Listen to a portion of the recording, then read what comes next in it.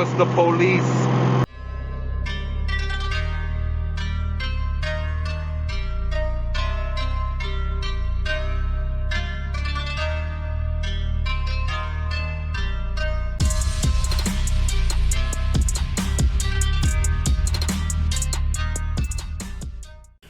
So what's up, everyone? This past week I did go ahead and get insurance put on the car.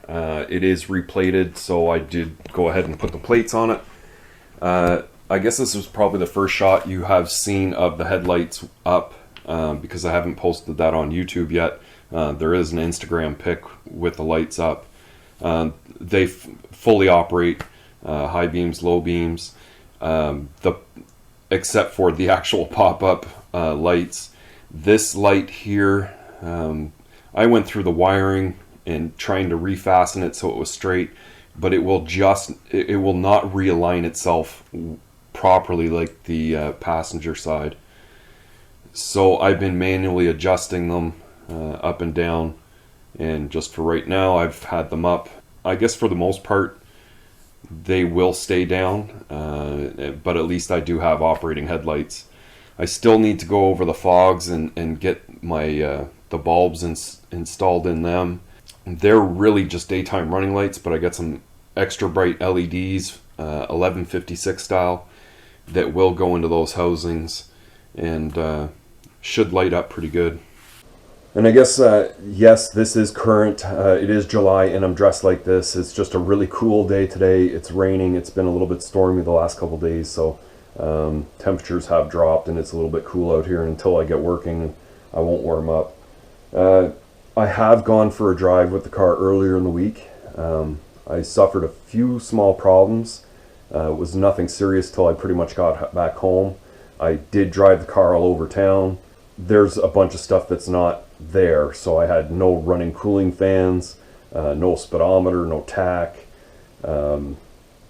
a number of things that I probably should have had taken care of, but I really just wanted to drive the car, and I knew as long as I kept an eye on things, I wasn't going to have a big problem. But some of the smaller issues are like high vibration at high speed, which could just be wheel balancing. The car seemed to wanted to start stalling at stoplights or stop signs, so if the car came to a full stop, it would stall out and I would have to restart it, and it would hold idle no problem, but coming to the next stop it would fall out of idle again and just stall. So that's something I'm going to have to look at. Another issue that was presumably the emissions, or like the way the PCV is routed, because it isn't really routed at all right now, is just kind of capped off, and I do have to go through all that and put a catch can in the car. So I was getting a little bit of oil in the exhaust, just intermittently, and kind of down at idle I don't really see anything at all, and it wasn't really when I was getting on it, but more coming off of the throttle that I would start seeing a little bit of plume of oil. Nothing too serious, I don't think, so it's just I'm gonna have to properly route some more things under the hood. Plus the recirc valve is actually blowing the atmosphere still, so that kind of needs to be done. But as I got back home, I heard kind of a loud metallic noise under the hood when I downshifted the third, and I was like, oh, but nothing seemed strange, and you know, it still shifted fine after that, and I didn't really hear anything else. But when I got it in the driveway, I could hear hissing, and then when I looked under the hood, there was a small hose right at the back of the cylinder head that had just popped and was spraying right at the firewall. So as I was kind of looking around at more stuff, I noticed a little bit of coolant in the front, and I grabbed another one of those little small lines, and it let go at the same time, so there was one spraying in the front and one spraying in the rear. I'm going to show you a short clip of that, because I did go ahead and grab the camera. I was like, oh yeah, I came back from my drive and the thing's already leaking. So here's basically the short clip of just me showing you where the leaks were. So I'm just going to take this quick clip because I just went for the first drive in the car, and I blew not one but two coolant hoses. So there's a little bypass hose right on the kind of the back of the head. It's just a short little piece that kind of goes underneath there. And then I saw some coolant up here, and I grabbed a hold of this hose here at the top. And you can, it just burst right as I touched it. Awesome. Just awesome. So as you can see, the hoses are quite molded and quite specifically designed. I did go ahead and look online for a kit to replace these. It's quite specific to the RB20.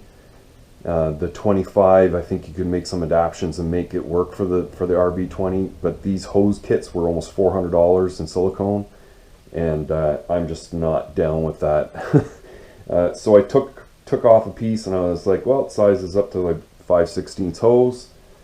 So I did have a lot of 5/16 fuel line, or I mean, can be used for water. It goes up to 50 psi. It's actually better, a little bit better quality, or at least it'll hold more pressure and not pop. So I've gone ahead and already done some of these lines. Now this long hose kind of went down underneath through the intake there. So in order to get that one around without putting kinks in it, I just wrapped it around the long side of the intake, and it kind of goes over to the block, or the water pipe that's underneath there. The one in the back is extremely difficult to get to. Actually, I don't have my light on here right now, but I mean, I marred up my wrists and forearms quite a bit getting down in there. Yeah, I mean it's down there. And then there's a second hose that's down there that I also got at the same time to repair it. And then, of course, this one here, just to actually, this is the one that blew. This is the one that was still okay, but I went ahead and replaced it as well. As you can see, the PCV is still not hooked up, so we still have to go through that. But there is another water line here, and basically it's going to preheat the throttle body. And there's a return side over here that goes down.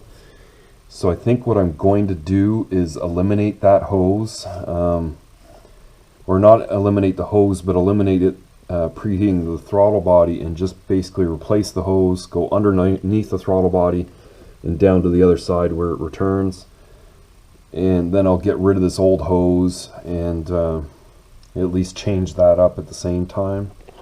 And then all those small hoses are actually done after that, and every hose has been replaced. So I just, when I felt those hoses, they really felt good, but I should have thought to myself, they're 30 years old, go ahead and replace them. And really, I probably could have rerouted some of them, and maybe even just eliminated the intake stuff and gone directly to the turbo, but it is the way it is. So I'm going to go ahead and replace that line. I'm not going to bother showing it because it's quite basic. Just from here, underneath the throttle, down along the other side, not too hard to get to. I'm going to go ahead and put my ignition all back together because I've got that all sorted. And then I think we'll top up the coolant, maybe go for a drive. So it is the following morning. I did realize that my audio kind of kicked out and stopped recording yesterday, so I decided, well, I'll just kind of finish up what I got to do and call it a night. These hoses were not easy to get off at the other end, and the main reason why is they start to swell out so bad, and you literally can't push on the spring clamp enough to get it to pull over the bulge. So what I basically had to do with a bunch of them is pull the clamp back as far as I could and cut as much of the hose around the bulge of the line, and then just have enough that I could get the clamp off. And I mean, I had every tool, various styles of needle nose pliers to actual spring clamp pliers, and just used regular 5/16 fuel line, of course a bunch of the clamps that I have. So everything's back together. I kind of topped up the coolant as I let it sit yesterday evening, and I think I probably have most of the air out because I mean, I got quite a bit of coolant back into the car, first of all, but it is topped right up. And even squeezing the hoses, I can't get really any more gurgling to happen. So I think I'm ready to run it. I'm going to put some extra coolant in the reservoir. And then I think I'm going to set up, we're going to go for a little drive. I did tighten up the hose on this PCV, thinking that could be crashing my idle. And I definitely put the ignition cover back in. And there's probably a couple little things, like this little hose wasn't very tight, so I got a new zip tie on there. I actually hooked up my windshield washer hose. Not that I'll be using it, but so yeah, I'll get the car started and get it warmed up, make sure there's heat inside, and then we'll go for a drive. Okay, so I've got the camera set up a little differently. I don't know how well you guys can see out the windshield, but this is just the way it's going to be for this time. And hopefully we don't have any problems. Keep your fingers crossed. Got to go through some of my wiring, give the fuel pump some power. Ignition.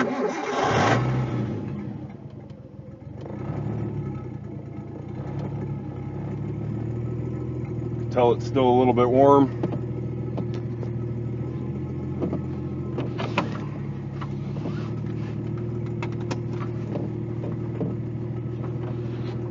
Hopefully we don't stall too much.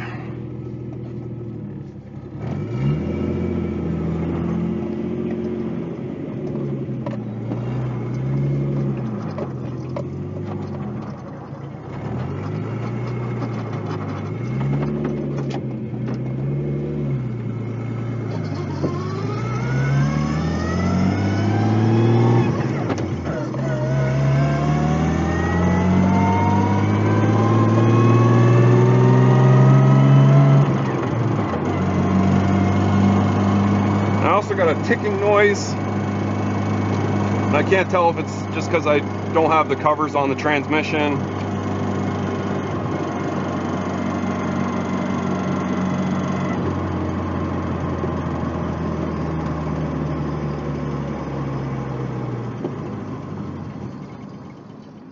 Yeah, we stalled. So this is just going to be a continued thing.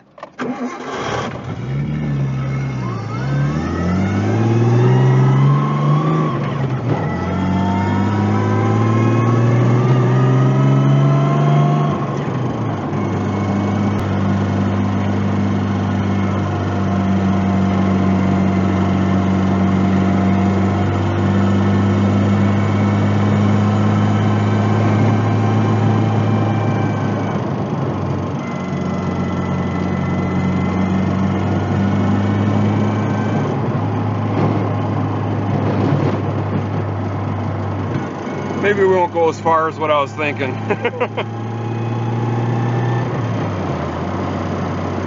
Not getting to that vibration, not even going very fast. Wow.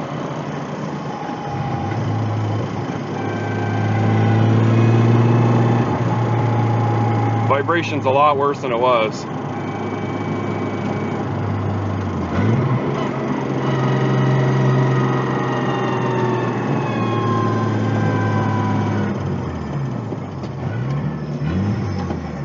Come on, dude.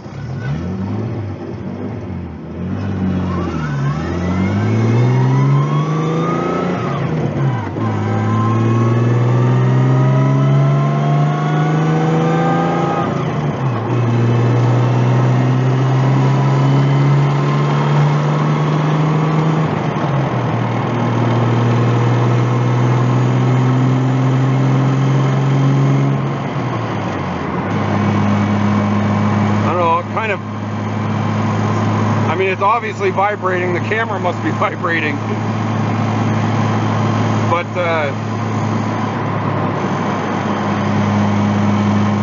I can't tell what it is.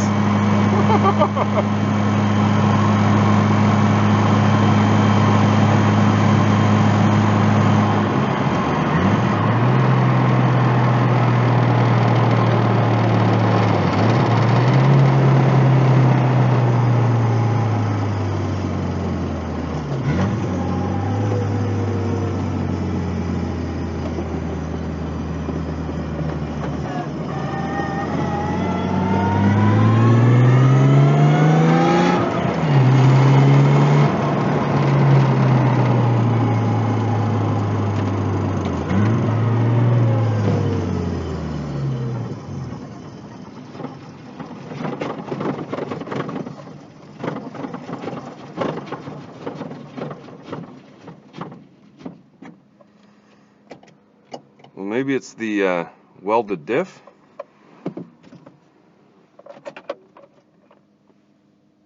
So yeah, we just stalled, which was kind of expected. The vibration is definitely something I need to take care of.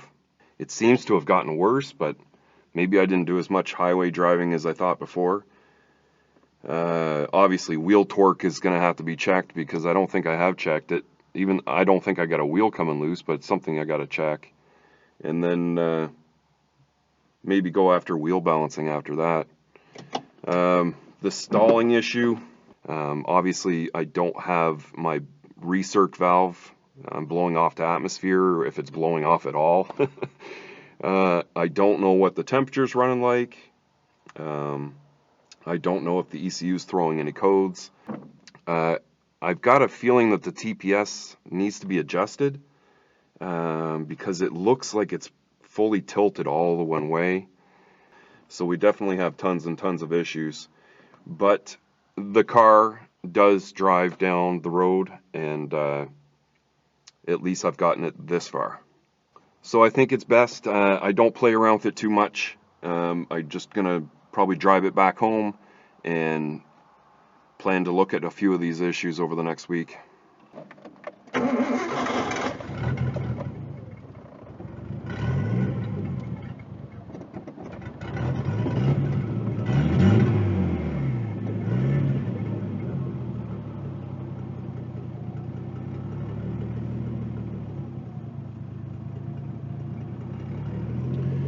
Car seems to want to hunt for an idle a little bit when it's hot, so maybe we have an IAC issue.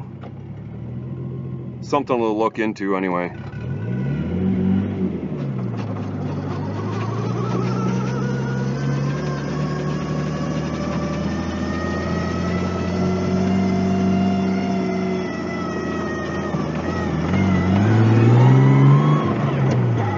The exhaust sounds really good though.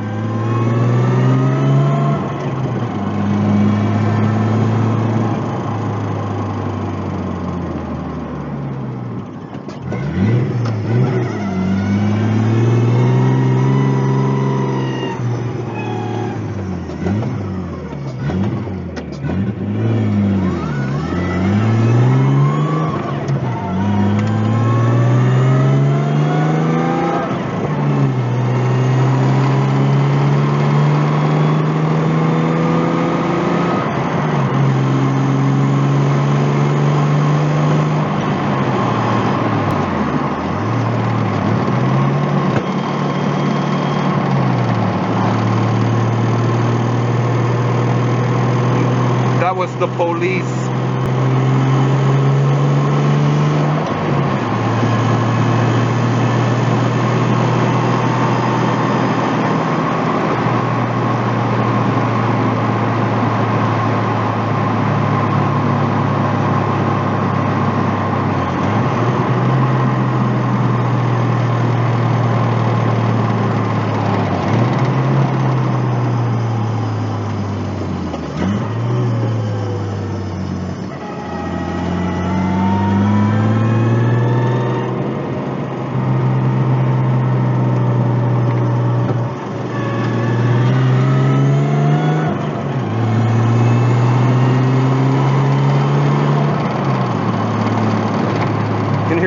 Compressor surge.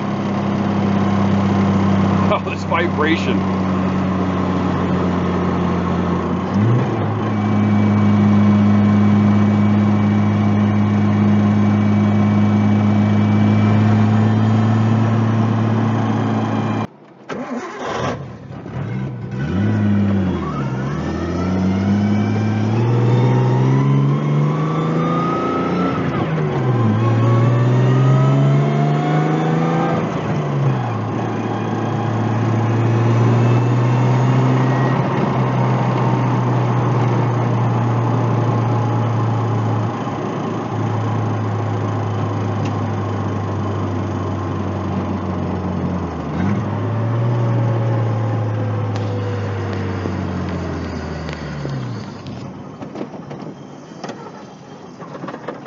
Stalled again.